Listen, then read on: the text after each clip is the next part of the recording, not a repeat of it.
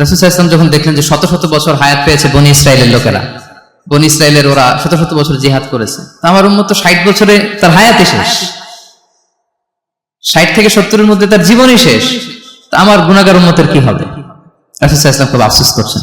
তো রাসূলুল্লাহ সাল্লাল্লাহু আলাইহি ওয়াসাল্লামের এই চিন্তা, এই উদ্বিগ্নতা দূর করার জন্য আল্লাহ তাআলা সূরাতুল কদর নাযিল করলেন এবং বললেন যে ইন্না আনসালনাহু ফি লাইলাতিল কদর ওয়া মা আদরাকা মা লাইলাতুল কদর লাইলাতুল কদরি খায়রুম মিন আলফি শাহর। লাইলাতুল কদর, এই কদরের রাতটা হচ্ছে এমন রাত যেটা খায়রুম মিন আলফি শাহর, 1000 মাসের চেয়েও সেরা। 1000 মাস লাগাতার ইবাদত করলে যে সওয়াব, কদরের রাতে ইবাদত করলে এর সমান সওয়াব হবে নাকি?